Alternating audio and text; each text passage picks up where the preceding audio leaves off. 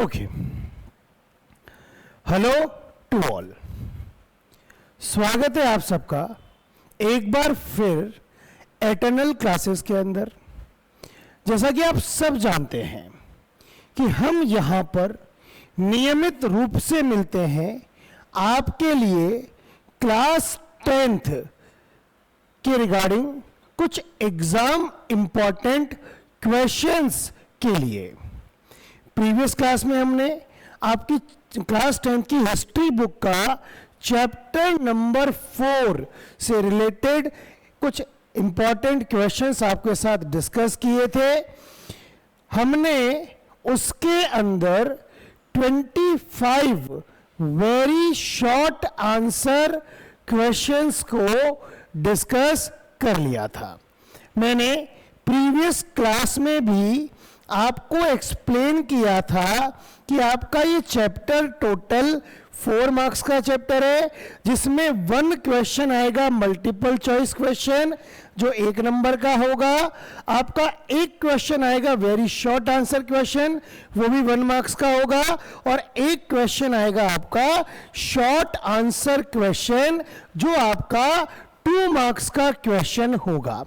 हमने 1 मार्क्स के क्वेश्चन में टोटल कितने क्वेश्चंस कंप्लीट कर लिए हैं बेटा?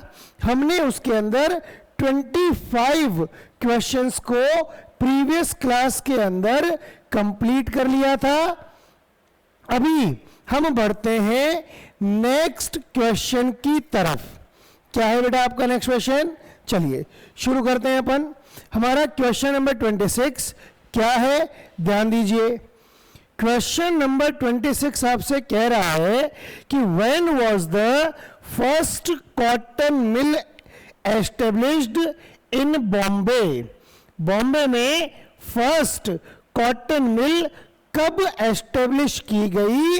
तो बॉम्बे में जो फर्स्ट कॉटन मिल एस्टेब्लिश की गई थी वो थी 1854 में। आगे बढ़ते नेक्स्ट क्वेश्चन क्या है बेटा आपका? नहीं, ये हो गए थे, फिर भी मैं वापस बताता हूं। Name any 4 major centres of cotton textile of India during the colonial period. Colonial period पर कौन कौन से इंडिया में specially main cotton textile manufacturing sectors थे? इनमें अगर हम इंपॉर्टेंट बात करते हैं तो सबसे पहले सेंटर का नाम है बॉम्बे, जिसकी स्थापना हुई 1854 में। सेकंड कानपुर, जहां पर कॉटन मिल एस्टेब्लिश की गई 1860 में। थर्ड अहमदाबाद, जहां पर कॉटन मिल एस्टेब्लिश की गई 1861 में। And last one is Madras, जहां पर कॉटन मिल एस्टेब्लिश की गई 1874 में। क्लियर? 27 क्वेश्चन भी हो गया हमारा। आगे बढ़ते next 28 question. Name any 4 entrepreneurs who of India who set factories during colonial period. Colonial period में इंडिया में फैक्ट्री सेटअप करने वाले 4 एंटरप्रेन्योर्स कौन कौन थे? उनमें पहला नाम आता है Dwarkanath Tagore, second Dinshaw Petit, third Jamsetji Nusserwanji Tata, and fourth one is Seth Hukumchand.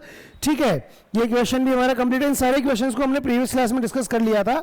आगे बढ़ते हैं। Under the colonial era the Indian merchants were discriminated and space with in which India merchants could function become increasingly limited. ऐसा क्यों हो रहा था? आपको वो इस स्टेटमेंट को जस्टिफाई करना है कि इंडियन मर्चेंट्स के लिए कॉलोनियल टाइम पीरियड में काम करने की स्पेस बहुत कम थी, और वो क्यों थी वो आपको बतानी है। तो बड़ा सिंपल सा रीजन है, क्योंकि इंडियंस को के सामने समस्या यह थी कि इंडियन मैन्युफैक्चर्ड गुड्स को यूरोप में एंट्री बैन हो गई थी। कई तरह के टैरिफ बैरियर्स लगा दिए गए थे, और इंडिया से ब्रिटिशर्स स्पेशली इस बात के ऊपर फोर्स करते थे कि यहां से ज्यादा raw material, food grains, raw cotton, opium, wheat, indigo, इन सबको ज्यादा से ज्यादा वो एक्सपोर्ट करके ले जाएं। ठीक है, और इसी वजह से इंडियन मर्चेंट्स के पास बिजनेस करने के लिए बहुत ज्यादा स्कोप अवेलेबल नहीं रहता था। तो वही बात लिखी है। They were barred from trading with Europe in manufacturing goods and had to export mostly raw materials and food grains, raw cotton, opium, wheat and indigo required by the British. So they were also gradually edged out of the shipping business. Clear है यहाँ तक? आगे अगला question देखते हैं क्या है बेटा आपका. Question number 30. What was the fly shuttle? Fly shuttle एक मशीन थी, ये मैंने कल समझा दिया था आपको प्रीवियस क्लास के अंदर. एक मशीन थी जिससे वीविंग इजी हो गई थी, वीविंग टेक्नोलॉजी बेस्ड हो गई थी. वीविंग करने के लिए हॉरिजॉन्टली इस तरह से थ्रेड्स को फंसाया जाता था वर्टिकल थ्रेड्स के अंदर, और उसको फिर एक शटल करके क्या किया जाता था, कपड़े बनाने का काम किया जाता था, वीविंग करने का काम किया जाता था. It was a mechanical device used for weaving, moved by means of ropes and pulleys. It places the horizontal threads called the weft into the vertical threads called the wrap. Vertical threads के अंदर horizontal threads को डाला जाता था. ठीक है. The invention of the fly shuttle made it possible for weavers to operate large looms and weave wide pieces of cloth. इतने questions हमने कल कंप्लीट कर लिए थे. आज आगे बढ़ते हैं हमारे नेक्स्ट क्वेश्चन की तरफ. वो क्या है? What was the impact of the First World War on British industries? British industries के ऊपर फर्स्ट वर्ल्ड वॉर का क्या इंपैक्ट आया? ध्यान देना, हम एक सिंपल सी बात समझें कि during the first world war तो जितनी भी ब्रिटेन के अंदर इंडस्ट्रीज थी, वहां पर वो जो भी गुड्स मैन्युफैक्चर कर रही थी, वो सारा का सारा गुड्स का मैन्युफैक्चर क्या हो गया? बंद हो गया. और इसकी जगह जितनी भी ब्रिटिश कंपनीज थी वो किसमें बिजी हो गई? They were all engaged in producing war related goods. क्या बनाने लगी वो लोग? सब वॉर रिलेटेड गुड्स बनाने लगी. अब वो जब वॉर रिलेटेड गुड्स ब्रिटेन में बनने लगे, ब्रिटेन की इंडस्ट्रीज में प्रोडक्शन नहीं हो रहा है, लेकिन जो सोल्जर्स हैं या अदर वर्ल्ड में जहां जहां ब्रिटेन सप्लाई करता था, यूरोप की जो कंपनीज जहां जहां सप्लाई करती थी, वहां पर प्रोडक्ट तो चाहिए. तो उन प्रोडक्ट्स का मैन्युफैक्चरिंग अब यूरोप के अलावा बाकी जगह पर होने लगा. इंडिया भी उनमें से एक कंट्री थी. तो एक यही रीजन था कि ग्रेजुअली इंडिया में भी क्या होने लगा? प्रोडक्शन बहुत तेजी से इंक्रीज होने लगा. क्या होने लगा? इंडिया में भी जो प्रोडक्शन है वो बहुत तेजी से क्या होने लगा बेटा? इंक्रीज होने लगा. वर्ल्ड वॉर खत्म हुई, और वर्ल्ड वॉर खत्म होने के बाद यूरोपियन कंपनीज ने वापस से ट्राई किया कि उनकी जो पुरानी मार्केटिंग पोजीशन है, जो जितना वो प्रोडक्शन पहले कर पा रही थी, उसको वापस से रिकैप्चर किया जाए. लेकिन ये उनके लिए पॉसिबल नहीं हो पाया कि पुराने मार्केट को वो वापस से रिकैप्चर कर सके. As simple as that. बड़ा सिंपल सा लॉजिक था यहां पर. तो वही बात लिखी है यहां पर कि after the war Manchester could never recapture its old position in the Indian market. Indian market में मैनचेस्टर मतलब यहां पर ब्रिटिश टेक्सटाइल कंपनी है. इंग्लैंड के अंदर एक जगह है मैनचेस्टर, उसी की वजह से लिखा है. मैनचेस्टर सबसे बड़ा क्लोथिंग हब हुआ करता था उस समय, और वो कभी भी इंडिया में वापस अपनी जो ओल्ड पोजीशन है उसको कैप्चर नहीं कर पाया. Unable to modernise and compete with the US.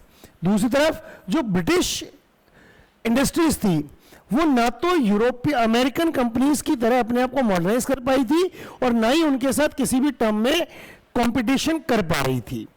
Germany and Japan, the economy of the Britain crumbled after the war.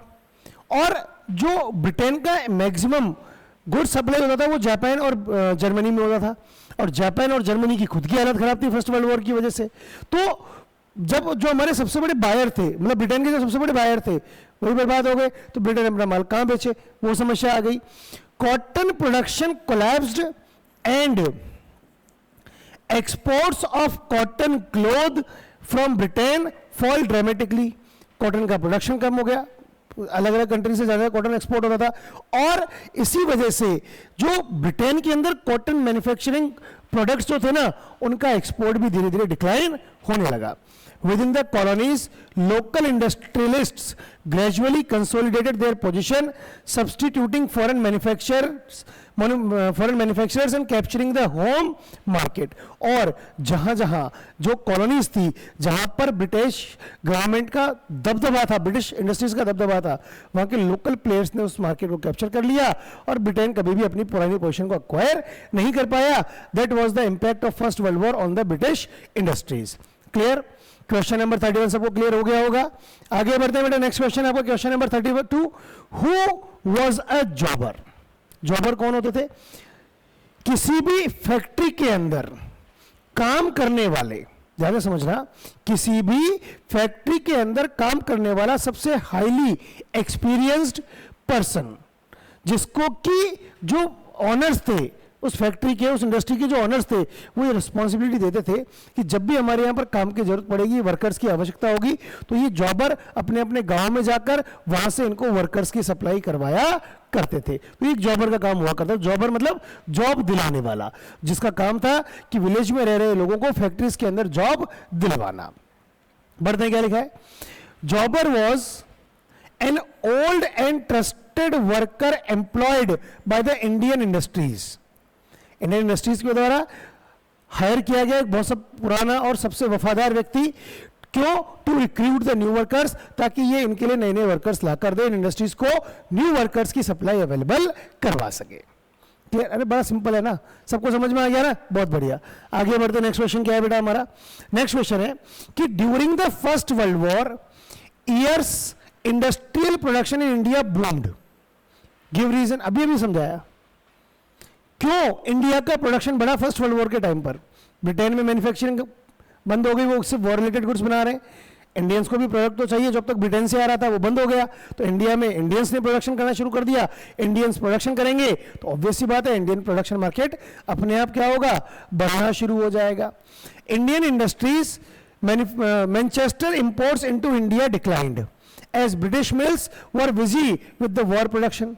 तो कि ब्रिटेन की मिल्स के अंदर तो वॉर रिलेटेड गुड्स का प्रोडक्शन हो रहा है. और Indian industries were also called upon to supply war needs. और इंडियन इंडस्ट्रीज को भी प्रेशराइज किया गया कि मतलब ब्रिटिशर्स ने कहा भाई फैक्ट्री चालू करो वापस, ताकि ब्रिटेन की वॉर रिलेटेड नीड्स को इंडियन इंडस्ट्रीज पूरा कर सके. अब एक बार फैक्ट्री चालू तो फिर वो चालू ही है, दोबारा कभी ब्रिटेन उसको बंद नहीं कर पाया. वॉर नीड्स जैसे jute bags, cloth for army uniform, tents and leather boots etcetera. Clear? Question number 33 complete है हमारा. 34th क्वेश्चन की तरफ बढ़ते हैं. क्या लिखा है कि what was the result of the import of Manchester clothes to India. जब इंडिया में मैनचेस्टर गुड्स आने लगे, मैनचेस्टर गुड्स मतलब कि ब्रिटेन के अंदर जो प्रोडक्शन हो रहा था और ब्रिटिश प्रोडक्शन का गुड्स जब इंडिया में आने लगा तो उसका क्या इंपैक्ट हमको देखने को मिला, ये बात आपसे पूछी गई है. तो बड़ा सिंपल सा आंसर है कि इंडियन क्लोथ मार्केट बिल्कुल खत्म हो गया, क्योंकि मैनचेस्टर से जो प्रोडक्ट बन के आता था वो सस्ता होता था और ड्यूरेबल होता था, और इंडियन टेक्सटाइल जो थे वो थोड़े महंगे हुआ करते थे. सबसे बड़ा रीजन तो यही है कि it ruined the cloth industry in India. India की क्लोथ इंडस्ट्री बिल्कुल बर्बाद हो गई. क्यों? Because the Manchester cloth was both cheap, showy and durable. सस्ता था, अच्छा दिखता था और ड्यूरेबल था. The weavers were forced to give up their essential professional of cloth weaving and had to work as laborers in urban areas. दूसरी बात, अब वीवर्स की मजबूरी हो गई, उनका प्रोडक्ट बिक ही नहीं रहे तो उन्होंने कपड़े बनाना छोड़ दिया, और उनकी मजबूरी हो गई कि वो शहरों में जाकर फैक्ट्रीज के अंदर काम करने लगे. तो हमारा मेन जो ट्रेडिशनल वर्क था वो भी डिस्ट्रॉय होना शुरू हो गया. क्लियर? नेक्स्ट क्वेश्चन की तरफ मूव करते हैं. क्या है कि name the provinces where most of the large scale industries were located during the colonial period. colonial time period में सबसे ज्यादा इंडस्ट्रीज कौन कौन से प्रोविंसेस में थी? एक बंगाल और दूसरा बॉम्बे में. फर्स्ट वाज बंगाल प्रोविंस और second one is Bombay province. Clear? Next, what technological change helped in improving production of India in the Indian industry during the 20th century? 20th century के टाइम पीरियड पर कौन सी ऐसी इंडस्ट्रीज थी जिस मतलब कौन से टेक्नोलॉजिकल चेंज की वजह से हमारी इंडियन इंडस्ट्री के अंदर एक काफी अच्छा प्रभाव देखने को मिला? कौन सा था? The introduction of fly shuttle. जब फ्लाई शटल का इंट्रोडक्शन हुआ तो इसका बड़ा अच्छा इंपैक्ट देखने को मिला हमारी इंडियन इंडस्ट्रीज के अंदर. आगे बढ़ते हैं. Next 27th question.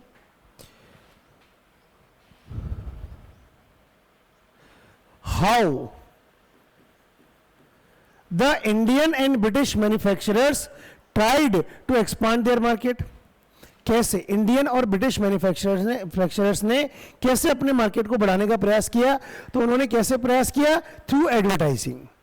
इंडियन और ब्रिटिश दोनों में जो प्रोडक्ट मैन्युफैक्चरर्स थे, इंडिया में जो प्रोडक्शन कर रहे थे, उन्होंने इंडिया में अपने प्रोडक्ट की डिमांड को बढ़ाने के लिए किसका सहारा लिया? एडवर्टाइजमेंट का एक अच्छा सहारा लिया। आगे बढ़ते, नेक्स्ट क्वेश्चन क्या है? 38। What was the importance of advertisements in expanding the market during the colonial period?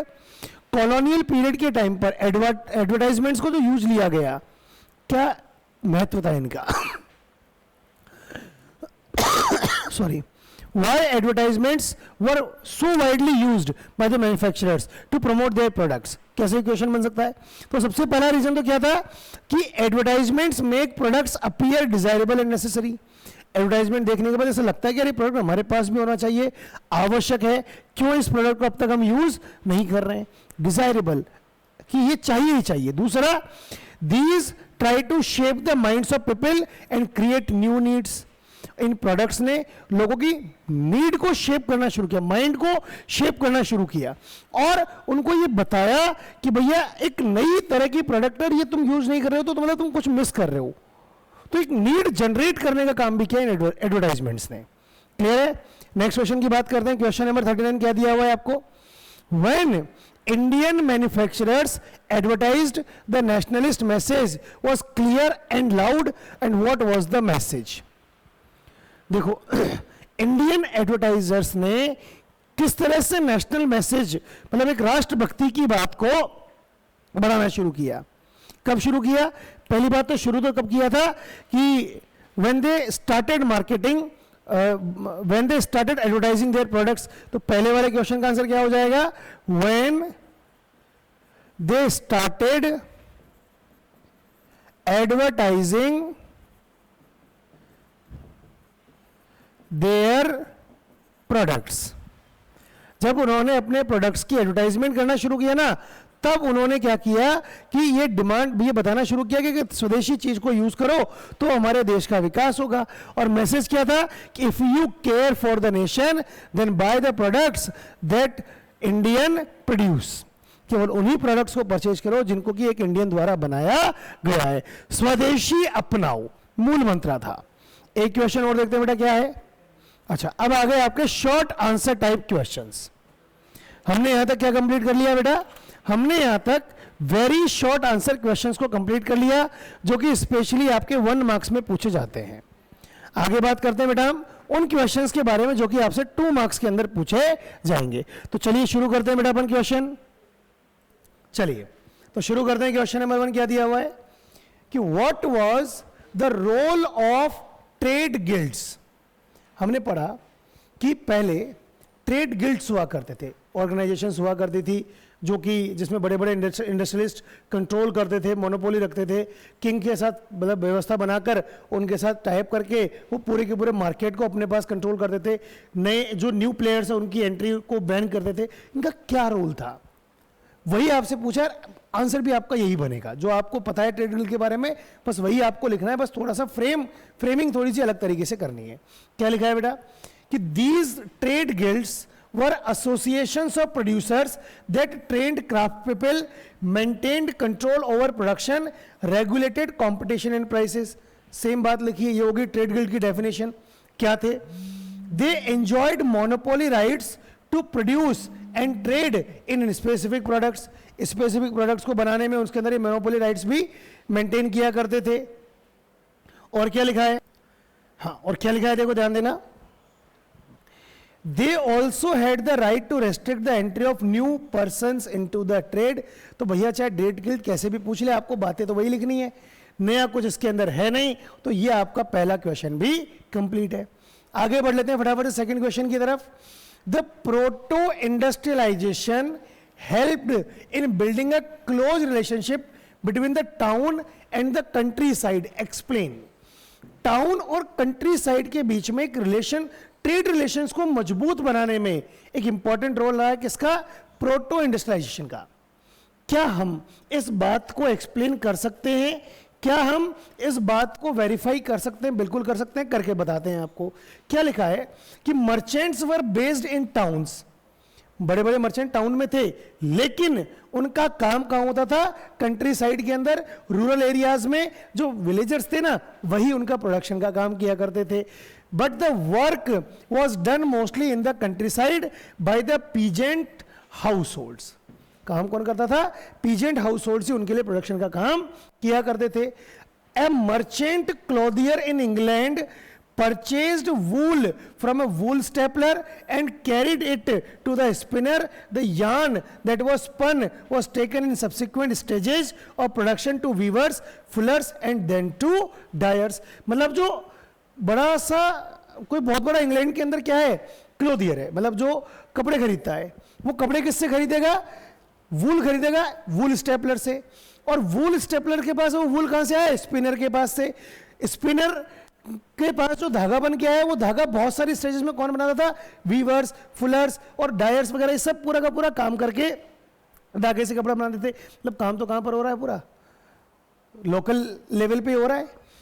The finishing was done in London before the export merchant sold the cloth in the international market. तो कुल मिलाकर बात क्या है कि international market में cloth अगर जाएगा तो वो तभी जा पाएगा जब उसको पहले जो टाउन एरियाज और जो कंट्री साइड एरियाज है वहां पर उसको पूरी तरह से प्रोड्यूस किया जाएगा.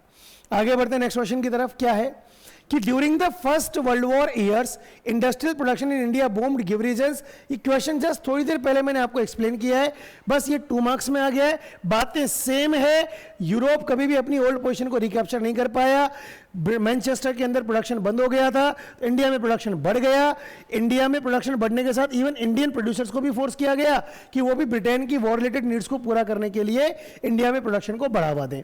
सेम चीज है, मैं वापस से रीड नहीं कर रहा हूं, आपको थोड़ी देर पहले एक्सप्लेन किया था. आप चाहो तो एक बार वीडियो को पॉज करके यहां पर इसको स्टडी कर सकते हो, रीड कर लेना, बातें आपको सेम मिलेगी. आगे बढ़ते हैं नेक्स्ट क्वेश्चन की तरफ, जो क्या है आपका? Who created the cotton mill and how did it help in improving the production. Cotton mill किसने बनाई और इससे प्रोडक्शन कैसे बढ़ा? मिल की बात कर रहे हैं हम यहां पर. मिल का मतलब हो गया फैक्ट्री सिस्टम. फैक्ट्री सिस्टम, पहली बात तो कॉटन मिल किसने बनाई? ये तो पहले भी आ गया था कि रिचर्ड ऑकराइट ने कॉटन मिल बनाई थी. पहली कॉटन मिल इंडिया वर्ल्ड में रिचर्ड ऑकराइट ने बनाई थी. हेल्प कैसे हुई? कि अब तक जो प्रोडक्शन विलेज एरियाज में छोटे छोटे लेवल पे हो रहा था, जिनके ऊपर कोई कंट्रोलिंग नहीं थी, सब अपनी मर्जी से काम कर रहे थे, अब वो पूरा का पूरा प्रोडक्शन अंडर वन रूफ आ गया. सुपरविजन ईजी हो गया, मैनेजमेंट ईजी हो गया. बस इस तरह से कॉटन मिल ने प्रोडक्शन को इंप्रूव करने में हेल्प कर दिया. सिंपल सी बात है, सुपरविजन बढ़ गया क्योंकि अंडर वन रूफ सारा काम होने लगा था. The costly machines could be purchased, setup and maintained in the mills. अब हर घर में काम होगा, वहां थोड़ी ना मशीनें सारी देर महंगी महंगी लग जाएंगी. तो महंगी महंगी मशीनें तो सिर्फ एक ही जगह लग सकती हैं, और वो पॉसिबल हो पाया कहां पर? मिल्स में. दूसरा, with in the mills all the processes were brought together under one roof and managed. This allowed a more careful supervision over the production process, a watch over quality and the regulation of labor, all of which had been difficult to do when the production was in the countryside. Clear? वही बात लिखी है यहां पर. आगे बढ़ते हैं फटाफट से नेक्स्ट क्वेश्चन की तरफ. क्या है आपका कि what were the problems of Indian weavers at the early 19th century? Indian viewers के सामने क्या समस्याएं थी, या इसी क्वेश्चन को कैसे पूछ लिया कि explain the miserable conditions of Indian viewers. Indian viewers के सामने क्या ज्यादा समस्याएं थी, क्यों दुखी थे वो during the Indian East India company regime in the 18th century. या इसी को और कैसे पूछ लिया कि describe any 4 impacts of Manchester imports on the cotton weavers of India. बात सेम है, क्या प्रभाव पड़ा कॉटन वीवर्स के ऊपर. तो मतलब वीवर्स को क्या समस्याएं थी वो पूछा है. सबसे पहला क्या है? Collapse of local and foreign market, कि मैनचेस्टर प्रोडक्शन बढ़ने से इंडियन प्रोडक्शन कोलैप्स हो गया. अब इंडिया का प्रोडक्शन ही अगर बाहर नहीं जा रहा है, तो जो इंडियन वीवर्स पहले इंडिया में और विदेशों में अपना माल बेचते थे, वो अब नहीं बेच पा रहे हैं क्योंकि उनका इंडियन मार्केट और फॉरेन मार्केट दोनों ही क्या हो गया? बर्बाद हो गया. Due to industrialisation in Britain their export market collapsed. दूसरा प्रॉब्लम हुआ शॉर्टेज और रॉ मटेरियल. क्यों? क्योंकि ब्रिटेन में जब इंडस्ट्रीज बढ़ी तो इंडिया से रॉ मटेरियल भी एक्सपोर्ट होकर कहां जाने लगा? ब्रिटेन में जाने लगा, और इससे इंडिया में रॉ मटेरियल की क्या आ गई? शॉर्टेज आ गई. Clashes with gomasthas. अब वो गोमास्तास जो हायर किए थे, जो कि हमने प्रीवियस क्लास में प्रीवियस वीडियो के अंदर पढ़ा था हमने, कि गोमास्तास बड़ा बैडली बिहेव करते थे. इन विलेजर्स के साथ, इन प्रोड्यूसर्स के साथ, जो कंट्री साइड में प्रोड्यूसर्स थे उनके साथ। तो इस वजह से बार बार उनके साथ क्लैशेस होते थे, और क्लैशेस होने की वजह से वो गोमास्ता पुलिस को लेके आते और उनको फिर पनिश किया करते थे। एक समस्या ये थी सिस्टम ऑफ एडवांस। ये एडवांस वाला सिस्टम पहले अच्छा हुआ करता था, लेकिन जब ब्रिटिशर्स ने ये एडवांस वाला सिस्टम शुरू किया ना, तो ये लोन कर दिया, और उस लोन के ऊपर इंटरेस्ट, तो डेप्ट पे नहीं कर पा रहे। तो कई तरह की समस्याएं यहाँ पर किसके सामने थी? इंडियन वीवर्स के सामने। क्लियर? बात समझ में आ गई? आगे बढ़ते नेक्स्ट क्वेश्चन की तरफ कि write a short note on the development of factories in India, या explain the growth of factories in India. बात वही है कि इंडिया में फैक्ट्री सिस्टम किस तरह से डेवलप हुआ, वो आपसे पूछा गया है। तो सिंपल सा है कि cotton and jute mills were the first to be establish in India. सबसे पहले इंडिया में कौन सी फैक्ट्री सेटअप हुई? कॉटन और jute mills. The first cotton mill was setup in 1854 at the Mumbai. सबसे पहले कॉटन मिल कहां पर सेटअप हुई इंडिया में? मुंबई के अंदर। By 1864 the number rose to 4। 1864 आते थे 4 कॉटन मिल और हो गई इंडिया में। Then textile mill was followed by the jute mill which came into existence in 1855 in Bengal। और इसी टेक्सटाइल मिल में कॉटन मिल के साथ जूट मिल भी एस्टेब्लिश हुई, और वो कहां पर होती है? पहली बंगाल के अंदर। कब? 1855 में। Another jute mill was established in 1862 in Bengal itself. उसके बाद एक और जूट मिल एस्टेब्लिश हुई कहां पर? बंगाल में। तो ये बताया गया है कि किस तरह से कहां पर इंडिया में मिल्स कल्चर शुरू हुआ। नॉर्थ इंडिया में द एल्गिन मिल वो started in Kanpur in the 1860s, and a year later the first cotton mill of Ahmedabad was set up। और 1861 में ही एक कॉटन मिल इंडिया अहमदाबाद में सेटअप कर दी गई। By 1874 the first spinning mill and weaving mill of Madras began in its production।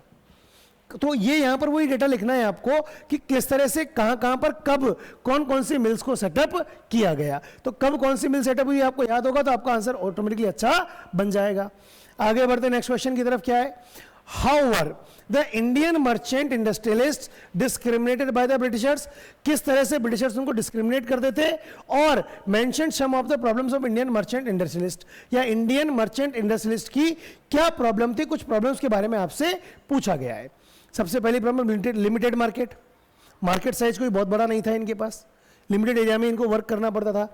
दूसरा, restriction on export of manufactured goods. India में जो manufacturing हो रही है उसको ये विदेशों में जाकर एक्सपोर्ट नहीं कर सकते थे।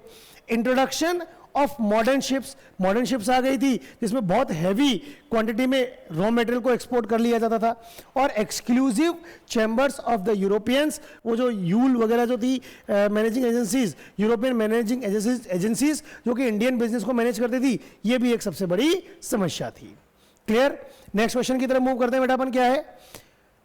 Explain the major features of pre colonial trade and industries. Pre colonial trade और इंडस्ट्रीज का सबसे बड़ा फीचर क्या था कि मेजर गुड्स क्या क्या थे यहां पर कि before the age of machine goods silk and cotton goods from India dominated the international market in textile coarser cottons were produced in many countries but the finer varieties often come from India.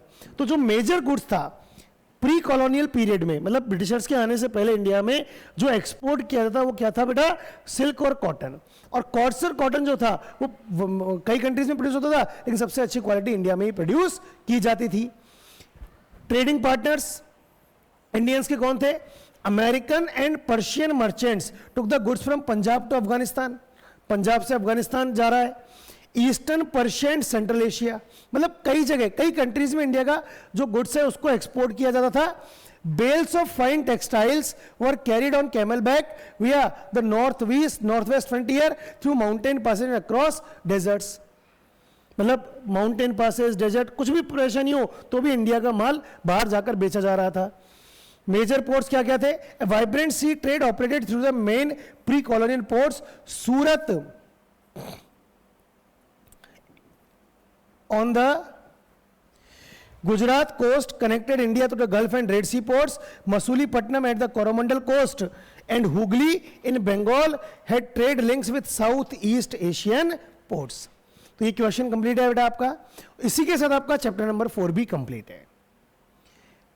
I just hope कि आप सबको समझ में आ रहा होगा। Important question है, आप सब इनको तैयार कर रहे होंगे, लिख लिख कर इन क्वेश्चंस को याद करने का प्रयास कर रहे होंगे। बाकी बातें हम नेक्स्ट वीडियो में करेंगे। नेक्स्ट वीडियो में एक नए चैप्टर के साथ मिलेंगे। तब तक के लिए thank you class, keep learning, stay connected.